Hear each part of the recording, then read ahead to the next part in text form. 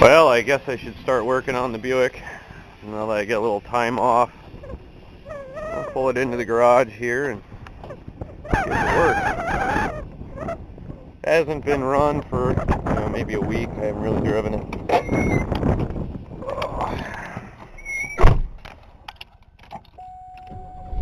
It always fires right up, no problem. Let's move it into the garage.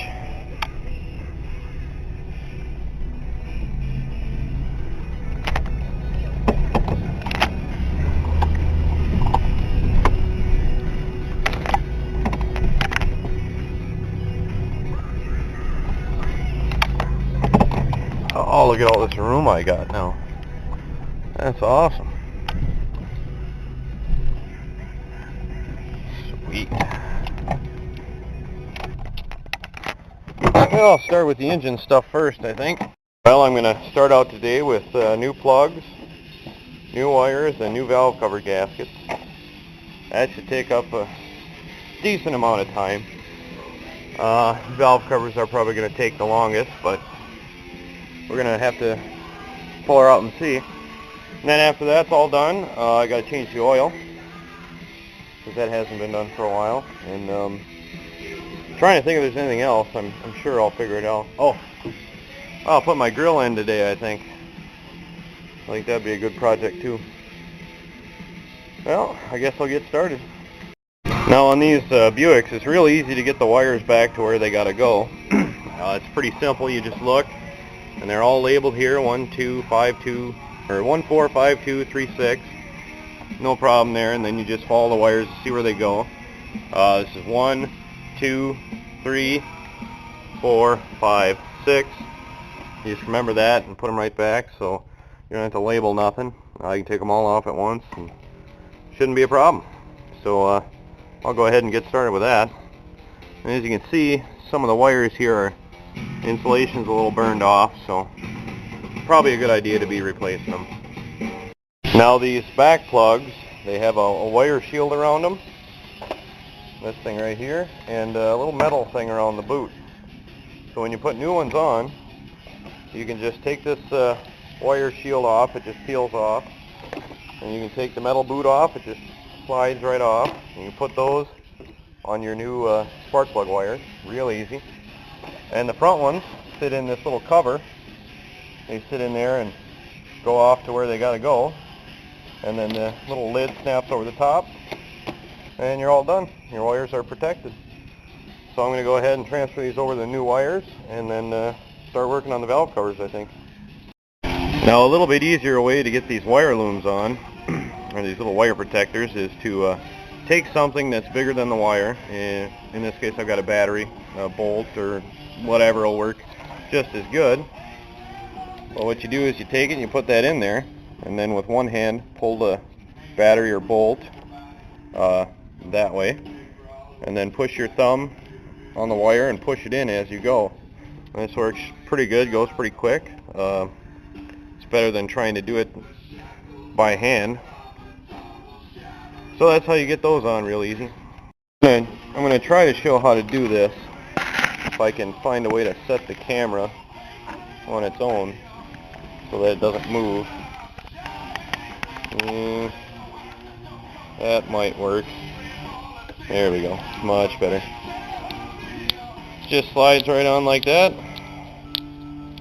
No problem.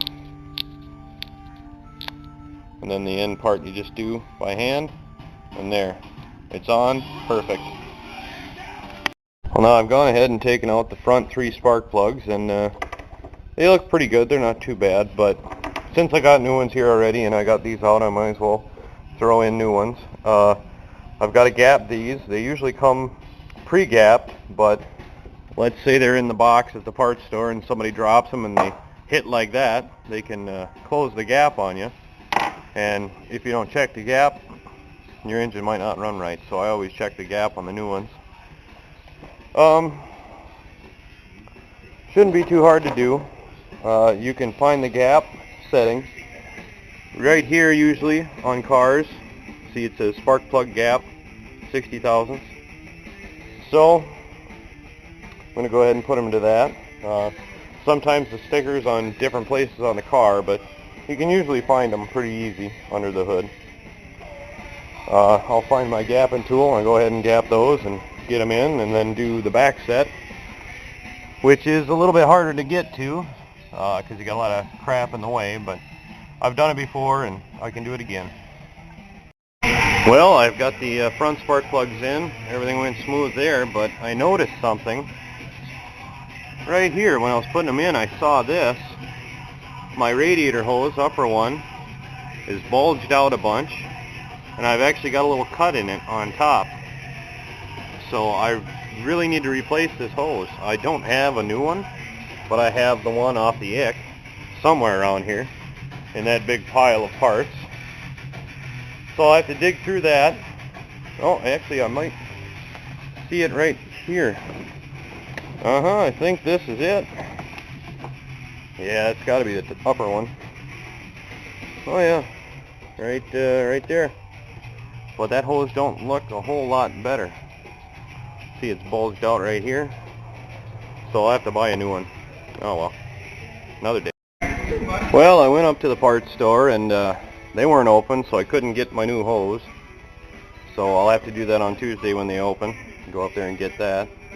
I've decided not to do the valve cover gaskets right now because I got more pressing things to do with this car, and they're not really seeping that bad. I mean, they're not leaking, so it's just a little bit of seepage. So I'm going to go ahead and throw the spark plug wires back on, give it an oil change, because it needs that for sure, and then probably start working on the bottom end, getting that subframe out of there, I guess. Alright, well I got the plugs and the wires in. Let's see how it runs, make sure I got them on there good.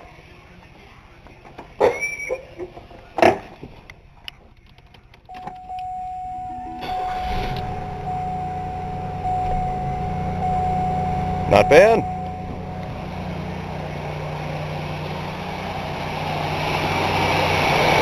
Not bad at all.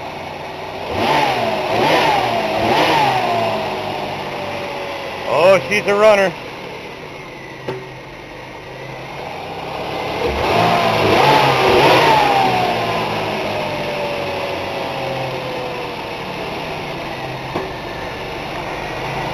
Well, I guess I better fix that next, huh? Well, I've got the oil all changed now. Pretty black shit. I think it was like 5,000 miles or 4,000 miles or something I went on it, but whatever. I didn't get to that yet. Probably do it later in the week because I'm going to go up and grab something to eat right now. But, well, I'll be working on the suspension and the subframe. I'll be putting that in probably tomorrow. I'll be working on that. Start on it anyway. So I guess I'll see you then.